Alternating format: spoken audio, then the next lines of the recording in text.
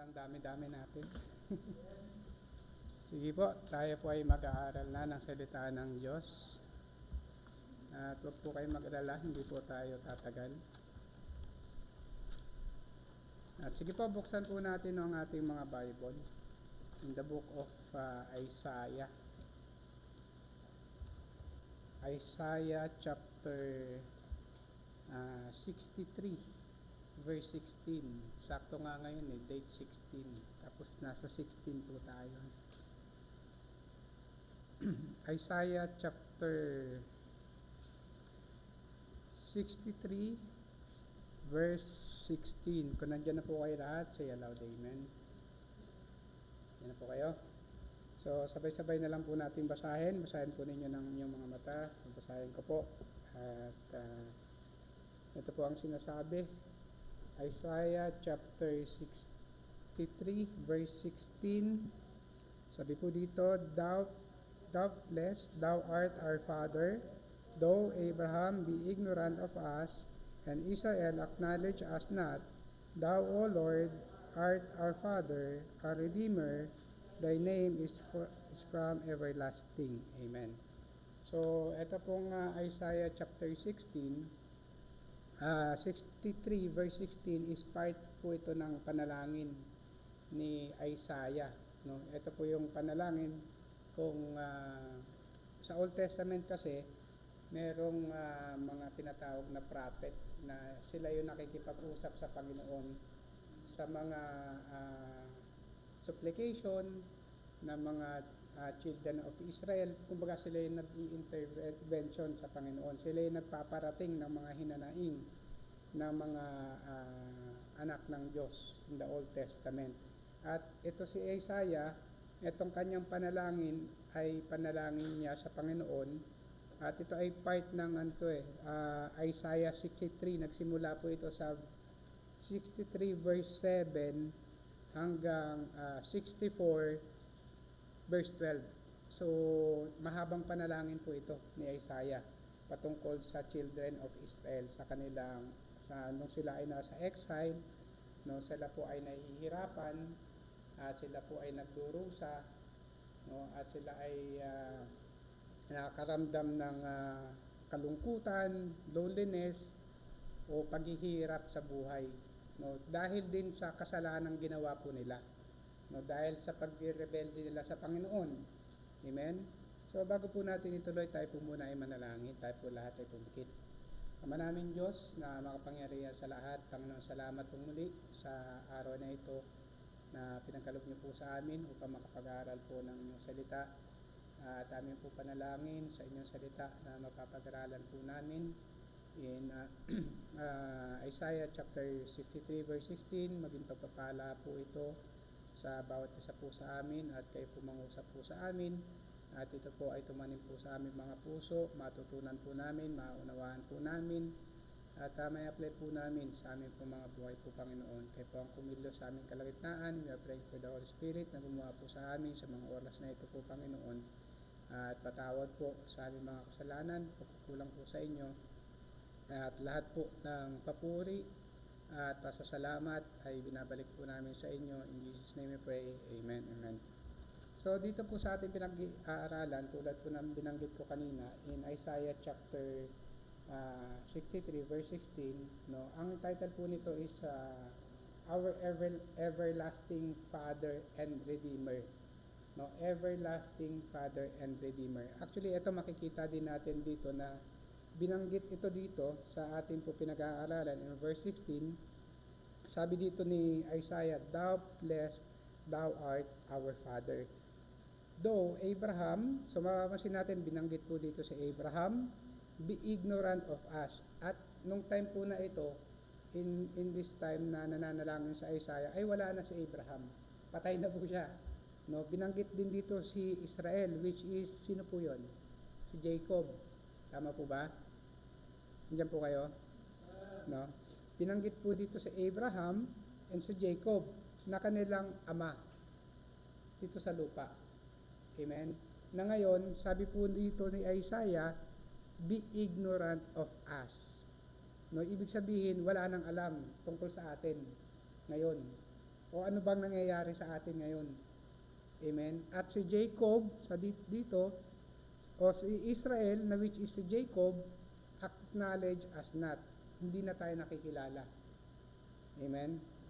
So, konting background, no, alam naman natin po na ang Panginoon, nung times na napunta ang children of Israel sa Egypt, na po, at sila po ay nahirapan doon, sila po ay inalipin, inalapusta, at ipinanalangin sila, na nakita ng Panginoon yung kanilang paghihirap, no, at nilabas sila sa lugar ng Egypt, na po, sila po ay inilabas ng Panginoon doon, papunta sa Promised Land. Amen? Sa lupang pinangako ng Diyos para sa kanila. And the time na nakarating na po sila doon, may mga nangyaring agawan ng bansa sa bansa, no, maraming gustong sumakop po sa kanila. At kung babalikan natin yung istorya, that time, in the Old Testament, hindi sila pinabayaan ng Diyos. No? Sa mga wars, sa gera, no, sa labanan, lagi silang ipinapanalo ng Panginoon. Amen? At dumating yung time na sila ay naging kampante na, naging dependent na sa Panginoon. No? At hinayaan na lang na, pagtatanggol naman kami ng Panginoon, hindi naman kami papabayaan ng Panginoon. No? Parang idinepende na lang nila lahat sa Panginoon. Inilagay na nila sa lahat sa Panginoon na wala na silang ginagawa. Amen? And then dumating din yung time na sila ay nagrebelde sa Panginoon, sila ay sumamba na rin sa Diyos-Diyosan, no? Sila ay nakalimot na sa Panginoon, o tinatawag na tumalikod na sa Panginoon, at sila ay naging lubhang makasalanang tao na. Amen? Pero makikita natin, from the very beginning, up to here, sa pinag-aaralan po natin, hindi po sila pinabayaan ng Diyos bilang kanilang Ama. Amen? Amen po? No? So makikita natin dito, mababasa po natin dito sa ating pinag-aaralan in Isaiah chapter 63 verse 16. Ang sabi po dito, doubtless thou art our Father. So ano po ba ang ibig sabihin niyang doubtless thou art our Father? No? So number one, makikita po natin dito the assurance of God's fatherhood, o yung kasiguraduhan ng pagiging ama ng ating Diyos sa kanyang mga anak. Amen. Ibig sabihin po, kahit gaano mang klaseng pagtalikod ang gawin ng kanyang anak sa kanyang ama, hindi po mawawala yung pagiging ama sa kanyang anak. Naunawaan niyo po? So sabi po dito, doubtless thou art our Father. So walang question. Sabi po ni Isaiah, ikaw ang aming ama.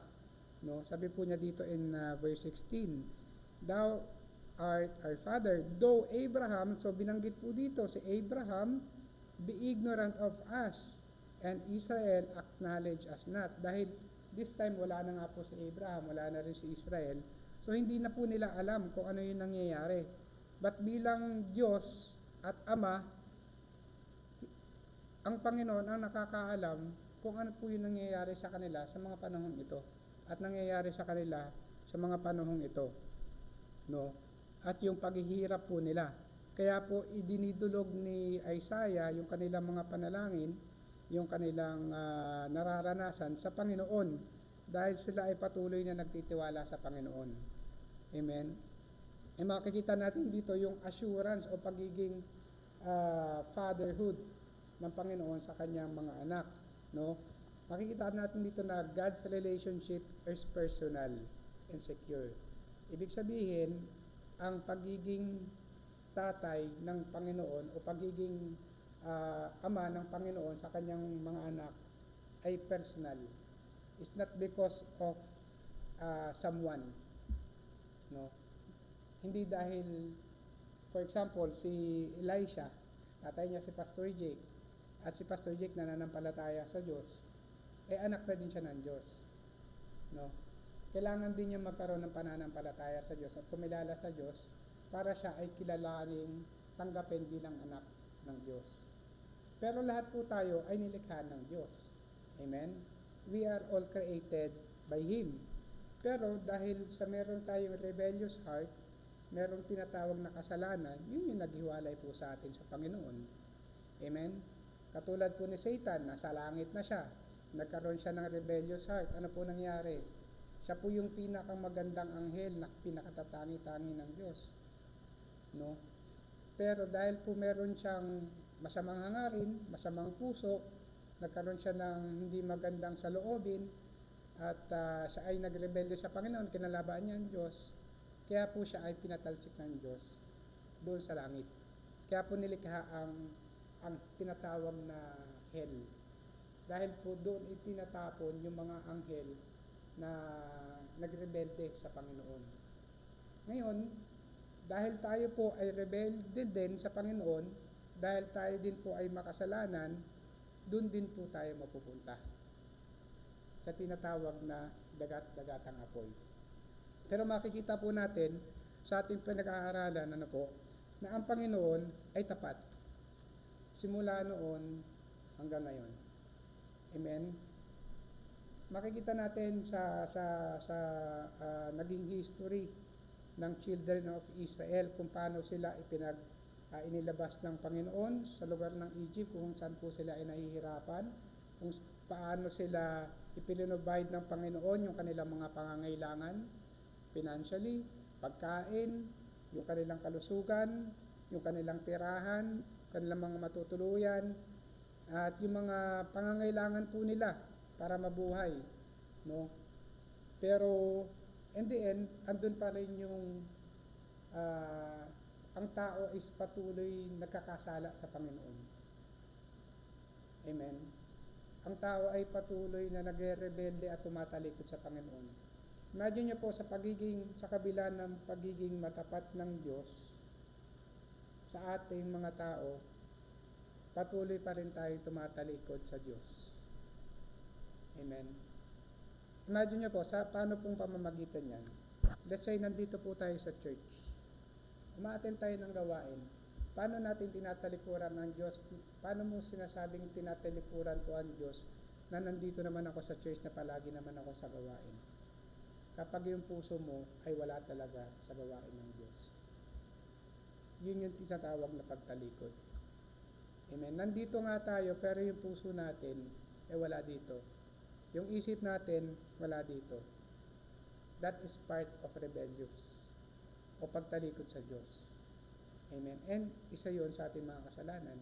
Parang nandito tayo, pinapakita lang natin na, kailangan nandito ako sa church. Kasi kailangan ako makita ni pastor. Kasi mapapagalitan ako. Pero yung willingness mo na pumunta ng church, yung kasiyahan natin na pumunta sa church at maglingkod sa Diyos, magkaroon ng fellowship to one and another, yun yung nararapat nating kumbaga, yun yung kailangan nating i-apply. Amen. Kaya tayo pumupunta ng church. Amen. So, imagine nyo po, sa kabila ng mga bagay na pagkukulang natin sa Panginoon, ang Panginoon ay patuloy na nagiging matapat. Amen. Kaya nga sinasabi po dito sa ating pinag-aaralan, sabi ni Isaiah, doubtless, wala nang kahit anong tanong pa, o walang anumang dahilan, o walang anumang question na ikaw ang aming Ama. So makita natin yung assurance ng pagiging tatay ng Diyos sa atin. No? Sa hindi pagpapabaya nga yung kay Kuya Raymart. Actually, merong isang kung maaalala niyo po yung after mabaptize ng Panginoong Hesukristo, napunta siya sa wilderness 40 days and 40 nights. And then nahirapan, nagutom siya doon, wala siyang tulog, wala siyang kain. Ang ginagawa niya lang, siya ay nananalangin. Andun din yung panunukso ng kaaway, na kung ikaw ay totoong anak ng Diyos, gawin mo nga tinapay itong bato. Imagine niyo po yung tanong, kung ikaw ay talagang anak ng Diyos. Ibig sabihin, anak ng Diyos, ikaw ay may pananampalataya sa Diyos. Ikaw ay may pagtitiwala sa Panginoon. Kasi bakit? Ikaw ay kanyang anak. Kaya nga sabi, uh, as many as receive Him, to them gave He power to become the Son of God. Receive. Kaya nga tinatawag yung salitang receive, tinanggap natin siya. Kaya nga ang relasyon sa Panginoon as Father, as Son, is hindi yan dahil yung magulang mo o yung kapatid mo ay ligtas na rin tayo, anak na rin tayo. It is a personal relationship sa Panginoon. Kaya nga yung mga bata o yung mga bagong mananampalataya, mahalaga na pinapaulit-ulit natin yung tinatawag na salvation. Kasi hindi naman agad yan nauunawaan, ano ba yung salvation, ano ba yung kaligtasan. Dapat talaga nating maunawaan, ano ba talaga yung ginawa ng Diyos sa akin para ako ay maligtas. Katulad ng children of Israel, sa kabila ng kanilang ginagawa sa Panginoon, sa kabila ng kanilang pagtalikod sa Panginoon, ang Panginoon bilang Ama sa kanila ay patuloy na nagiging matapat sa kabila ng hindi nila pagiging matapat. At ganun din sa atin. Tama po ba? Ang Panginoong Diyos ay patuloy na nagiging tapat sa buhay natin. Tama po? Actually, maraming bagay tayong hindi pinagtatapat sa Panginoon, sa totohanang bagay lang. No? Maraming bagay tayong hindi ibinibigay na para sa Panginoon. May mga bagay tayong pinagdadamot sa Panginoon. Mga bagay na kakayahan natin. Hindi lang siya, it's not just talk about the money. It's talk about, sabi nga, your body is living sacrifice, not your money. Hindi kailangan ng Diyos yung pera natin. Kasi siya ang nagbigay sa atin yan, siya ang nag-provide sa atin yan. Sa atin yan. Ang kailangan ng Diyos, yung puso natin, tunay na pusong maglingkod sa Kanya. Sumunod sa Kanya. Sabi nga ng isang talata at tawag doon, nakalimutan ko na, tunay na paglilingkod. No? So balik po tayo sa ating pinag-aaralan. Sabi dito, doubtless thou art our Father. So yung assurance na po, God's relationship is personal and secure. Ano ba ibig sabihin ng salitang secure? Sis Marcia, magaling ka sa English eh. Ano ibig sabihin ng salitang secure? Sigurado? Ano ba?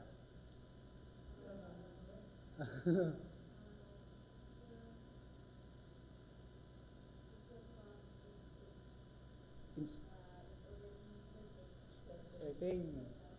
Yes, tama po yun. Ibig sabihin, wala na pong, hindi na nating pwedeng questionin yung pagiging Diyos ng Diyos sa atin. Amen?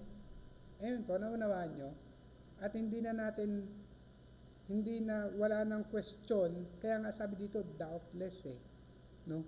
Doubtless thou art our Father. No? Binanggit dito, no? Not based on people, like binanggit po dito si Abraham and Isaac. Not because of them. Sila po ay mga tao lang na lingkod ng Diyos, na ginamit ng Diyos. Amen? But hindi sila ang makakapagligtas sa kanila o kung sino man sa atin, kundi ang Panginoon pa rin. Amen? Amen po? So makakita pa, sabi po dito, no, our Father, our identity and security. Gulo kasi nasulat ko. Recording in progress. Sabi po dito, our identity and security came rooted in God, not in human recognition. Not because of someone, no? Hindi dahil sa kung sino man, no? Tayo ay magkakaroon na ng identity. Hindi ibig sabihin na si Pastor Jake ay ina-identify sa Panginoon, si Elisha ay ma-identify natin sa Panginoon. Hindi po ganoon, unless siya ay magkaroon ng pananampalataya sa Diyos. Amen? No? When others forsake us, we can still trust God. His unfailing remembrance. So, ang Panginoon po hindi nakakalimot. Tayo, malamang tayo ay nakakalimot sa Diyos, nagkukulang sa Diyos, Pero ang Panginoon ay hindi nakakalimot at patuloy po siya nagiging matapat sa atin. Minsan lang may nangyayari talaga sa buhay natin na mga pangyayari na binibigay ng Diyos for us to learn and for us na lumapit sa Kanya at magtiwala sa Kanya. Tama po? Amen? So, tuloy po natin yung ating pinag-aaralan. Sabi dito, doubtless thou art our father, though Abraham be ignorant of us, and Israel acknowledge us not. Sabi dito, thou. Sinong kausap po dito? Ang Diyos. Thou, O Lord, our Father, our Redeemer. Ano po ba ibig sabihin ng Redeemer? Sa Tagalog, as Minmin naman, Redeemer.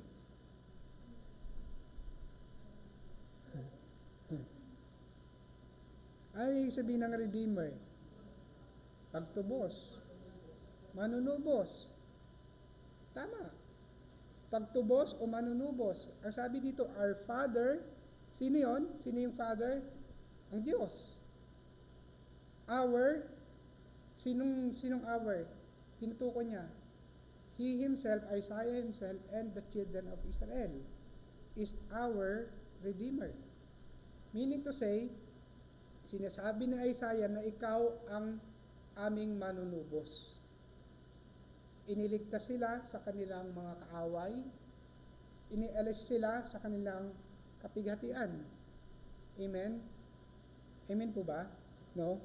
Our Father is our Redeemer. No?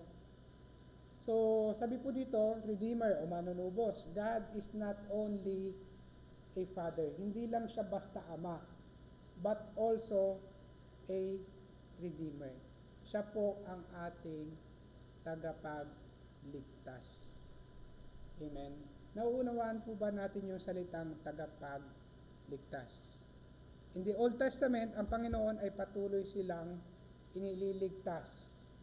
Inilayo sila sa kapahamakan, inialis sila sa kahirapan, sa pagdurusa, sa pain, no, sa slavery ng mga Egyptian, no, inialis sila ng Panginoon doon, pero patuloy silang tumatalikod sa Panginoon, no.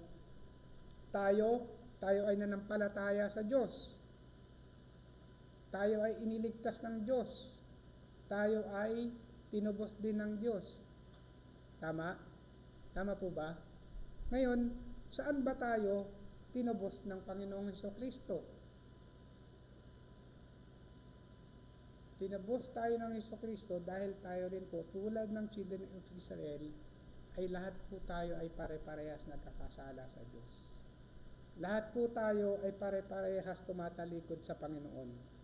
Lahat po tayo ay pare-parehas nagkukulang sa Diyos. Wala pong may makasalanan. Sabi nga nung last preaching, hindi ko alam kung ng last Sunday ba yon o last Tuesday kay Brother Albert. Sabi niya, yung sa Galileans, yung mga Galileans, tsaka yung mga namatay doon sa Tower of Siloam, no, inihalo yung kanilang dugo sa sacrifices ni Pilate ba yun, kung di ako nagkakamali. Ngayon, ang question ng mga tao, dahil yung mga yun ay makakasalanan. Pero tanong ng Diyos, sabi ng Panginoon ng Diyos sa kanila, kailangan nyo rin magsisi sa inyong mga kasalanan. Kasi bakit? Kayo din ay mapapahamak tulad nila. Ano pong pinapatukuyan doon ng Panginoong Hesukristo? Lahat tayo ay makasalanan at lahat po tayo ay mapapahamak. Hindi dahil sa dami ng gawang kasalanan mo o ano yung ginawa mo o ano yung bigat ng kasalanan mo. Amen? In the end, because of sin, lahat po tayo ay mapapahamak. Lahat po tayo mamamatay. Sa ayaw at sa gusto natin, mamamatay po tayo. Itinakda po yan sa atin. As it is appointed unto man once to die, isang beses lang po tayo mabubuhay sa mundong to, physical. At isang beses lang po tayo mamamatay. Hindi na po tayo mabubuhay ulit pagka namatay tayo. Amen. At it is appointed unto man once to die, after this, ano po? Judgment. Ano yung judgment po na yon? Kapag namatay ka, yung judgment, kung ikaw ay walang pananampalataya sa Diyos, sa langit ka pupunta o sa impyerno. Tama? Kaya nga po, every time na nagsosoul winning tayo, tinatanong po natin, may gusto po kami ibahagi po sa inyo. Ang tanong po namin, pag dumating po ba yung kamatayan sa inyo, kayo po ba ay nakakasigurado na sa langit kayo pupunta? Amen? Kaya nga, Redeemer. God is our Redeemer. Ang Diyos ang tumubos sa atin, ang manunubos ng ating mga kasalanan. Amen? Like the children of Israel, tinutubos sila ng Panginoon sa kanilang mga pagkakasala, sa kanilang mga dinaranas sa kapahamakan, no po, at sa kanilang ginagawang pagtalikod sa Diyos, at nandun pa rin yung pagtatanggol ng Diyos sa kanila, no, at pagpapala ng Panginoon sa kanila, at andun pa rin yung awa ng Diyos. Kung babasahin po natin itong buong chapter na ito, ang makikita po natin dito puro mercy, mercy, mercy. Ano po ba ibig sabihin ng mercy? Awa. Awa ng Diyos. Ibig sabihin patuloy tayong kinakahabagan ng Diyos. Amen? Amen po ba? No? Ganyan po kayo? No? Sabi po dito, Redeemer, manunubos, God is not only a Father, but also a Redeemer. Kaya nga, mahalaga sa isang tao magkaroon ng tunay na pananampalataya sa Diyos. Hindi po kaalaman lang, ay alam ko yan kailangan dapat manampalataya sa Diyos. Pero wala naman sa puso. Hindi po dapat nasa isip lang. Dapat nasa puso and nai-apply sa buhay po natin. Kaya nga dapat ang taong mananampalataya o nagkaroon ng pananampalataya sa Diyos, may proseso po yan, wala pong madalian. Yung nakakilala ka ngayon, bukas, nabago ka na. Wala pong ganun. Proseso po yan, step by step. Kaya po may tinatawag na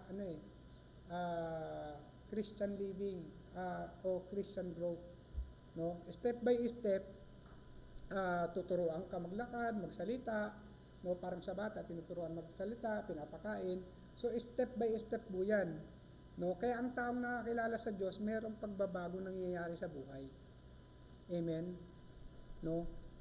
Sabi nga, 2 Corinthians 5:17, ano po sabi doon?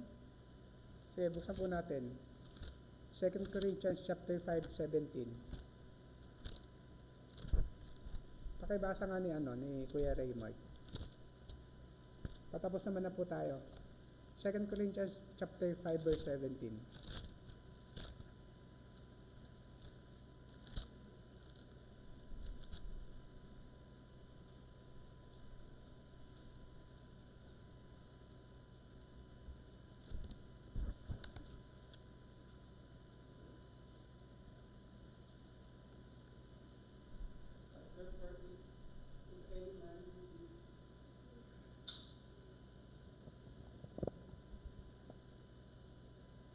Therefore, if any man be in Christ, he is a new creature. All things are passed away.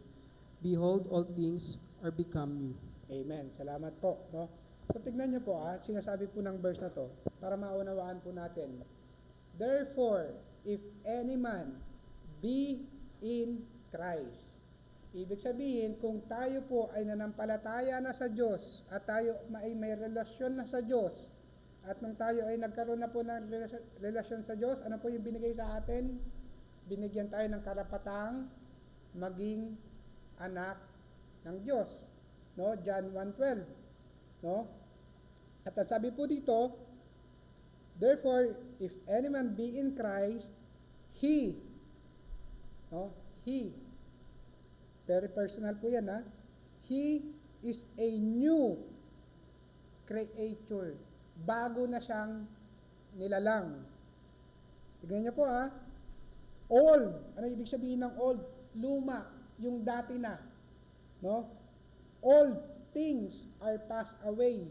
Yung mga lumang bagay o yung lumang pag-uugali mo, yung lumang pamumuhay mo ay mababago na. At ang sabi dito, all things are passed away. Behold, sabi po dito, pansinin nyo, ano yung sunod na sinabi? All. Ibig sabihin lahat. Hindi sinabing, ito lang yung babaguhin mo. Ito lang yung mababago sa'yo. Tulad po ng sinasabi ko, hindi yan isahang pagbabago. May proseso po yan. Step by step, depende po sa willingness nating sumunod at magpasakop sa Diyos. Kaya ang sabi po niya dito, all, lahat, no? Lahat ng bagay ng dati mong buhay, things are become new. Mababago na. Kung tayo ay nakay Kristo na. Ibig sabihin, kung tayo po ay nakay Kristo na, ang Panginoong Diyos ang tutulong sa atin para tayo ay mabago. No? Yung ating buhay, yung ating pag-uugali, yung ating pag-iisip. Amen? Amen po ba? No? All things are become new. Amen? So balik po tayo sa ating pinag-aaralan. Isaiah chapter 63 verse 16. No?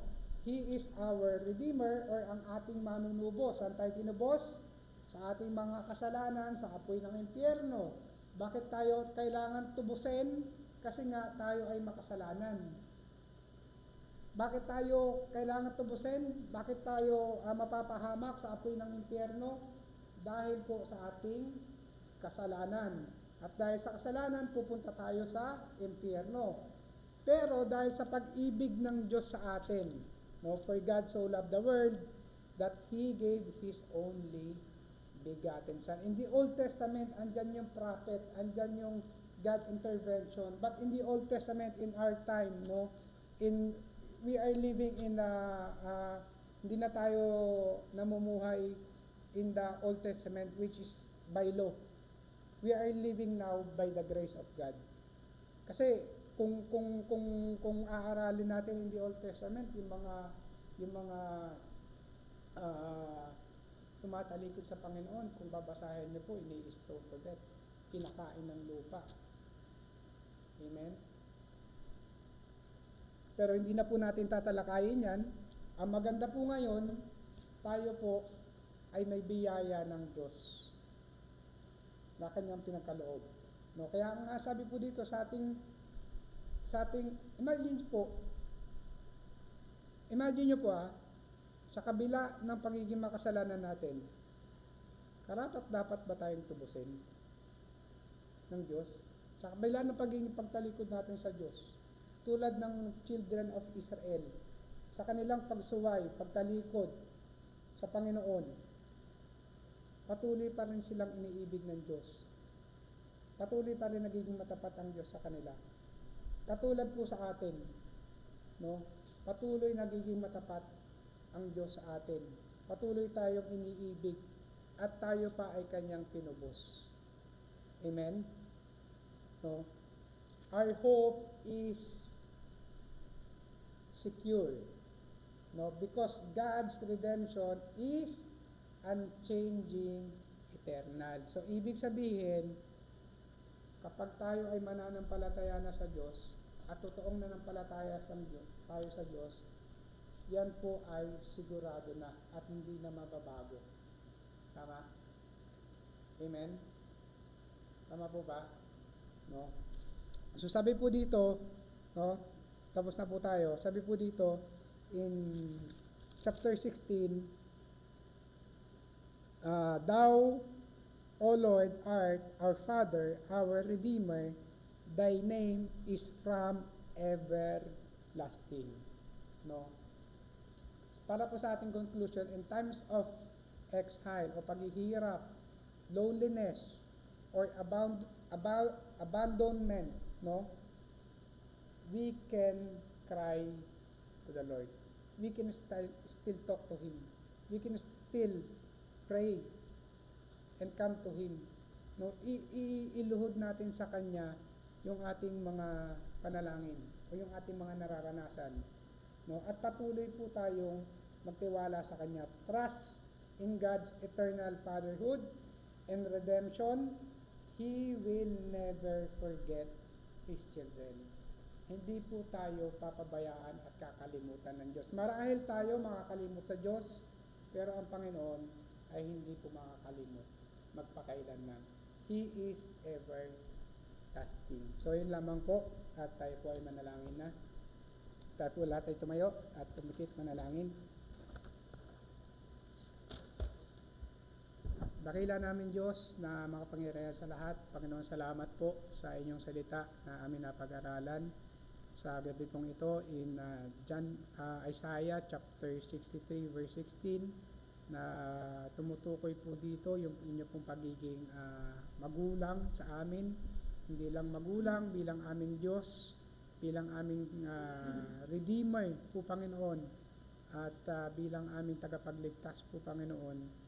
Salamat po sa patuloy na katapatan niyo po sa aming mga buhay, sa kabila po Panginoon ng hindi po namin pagiging matapat po sa inyo, sa kabila po Panginoon ng aming pagtalikod po sa inyo.